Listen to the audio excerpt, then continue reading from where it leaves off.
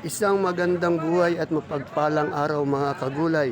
Welcome po uli sa ating top price update ng mga sariwang gulay dito po sa ating Kabanatuan Vegetable Trading Center, Palengke ng Sangitan. Samahan niyo po uli ako mag-tag price ng mga gulay na bumabagsak dito araw-araw para may basihan po tayo o idea sa mga presyo na pwede po natin magamit pag tayo po'y mamimili o mga ngalakal ng mga gulay. Dito po yan sa ating bagsakan. Ayun, kamotes. Oh, Biskaya. Simulan po natin ang ating tag price sa kamatis. Sa kamatis po nasa 10 to 13 pesos per kilo. Pabago-bago po yung presyo ng kamatis. Kaya mga basehan lang po ito, asking price lang. Sa talong natin po, nasa 20 pesos po per kilo.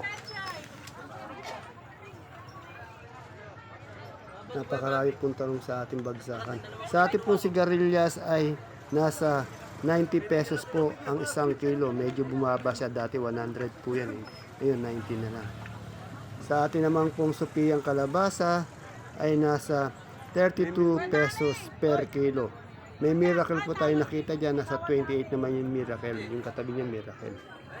Yan po yung ating panigang na sili. Wala pa rin pagbabago. 15 pesos hanggang 20 pesos per kilo. At sa ating ampalaya naman po ay nasa 40, 60, 75. 60 to 75 pesos po ang isang kilo. Sa ating sitaw masyado mababa po. Merong 50, 60, 70. Isang big kiss po Isang big kiss yung ating sitaw na yon. Yung ating naman pong patolang palikpik nasa 35 pesos per kilo.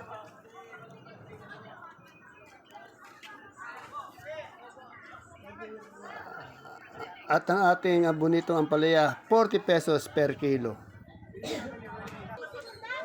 Sa atin naman pong beans ay nasa 70 pesos ang isang kilo, 700 isang bundle. At ang ating dominong talong po, nasa 20, 25 pesos isang kilo. Napakaraming talong. Sa ating mais po, yung ating puti, nasa 32 pesos per kilo or 320 isang bundle. Yung dilaw po, bumaba 13 o 130 pesos isang kilo. Sa ating sampalok po ay nasa 45 hanggang 47 po isang kilo.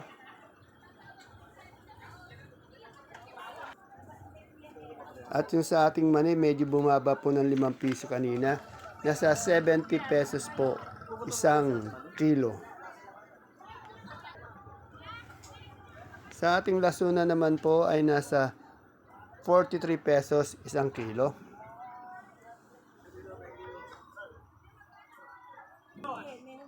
Ang daming lasuna.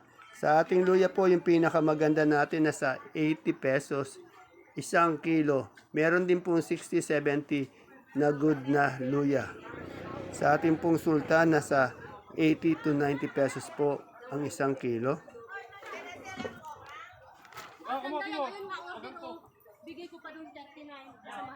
At sa ating mga kamote, yung ating Taiwan Sea po, yung pang malt 50 pesos. Yung ubi 45 pesos. Yung dilaw po 38 pesos.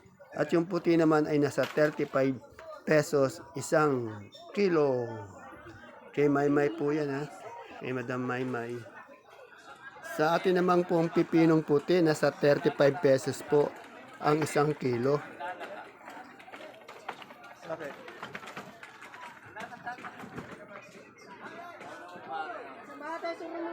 At yung ating talbos ng ampalaya, 50 pesos po isang tali po.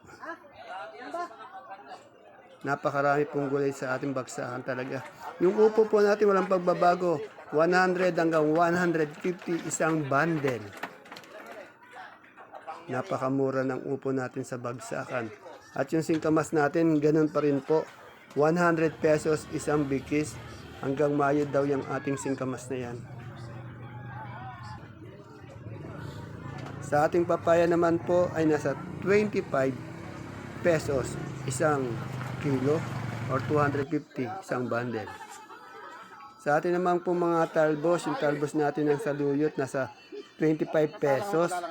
Yung ating kamote po ay nasa 7 pesos. Sa ating luyang galyang po, yung puti natin at yung ating pula ay nasa 30 pesos po ang isang kilo. Yung ating sinibuyas naman po ay 80 pesos isang kilo.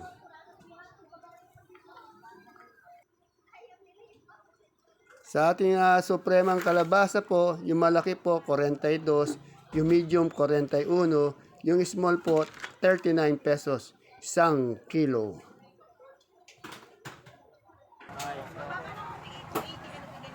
At sa atin namang pong patolang kinis ay nasa 40 pesos ang isang kilo.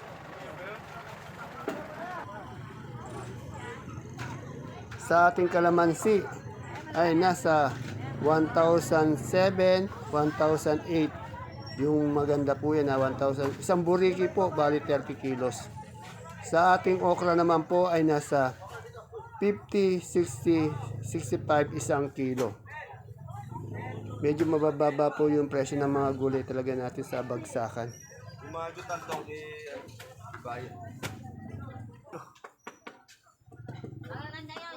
Ayan po yung ating sultan po, nasa 80 to 90 pesos po ang isang kilo.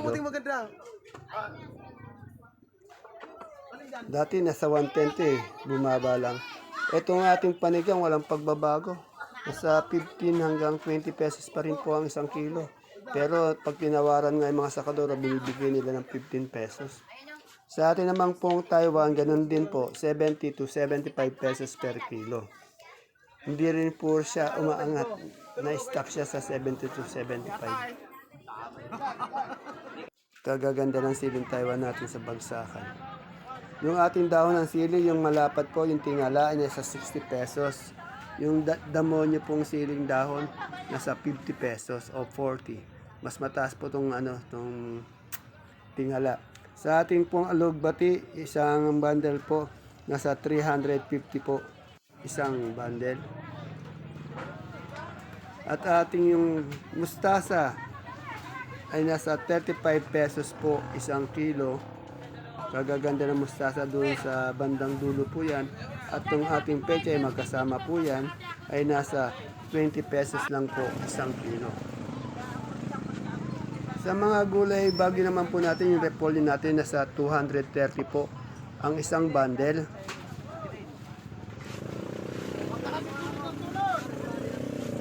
At sa ating pechay bagyo ay nasa 300 pesos po ang isang bundle.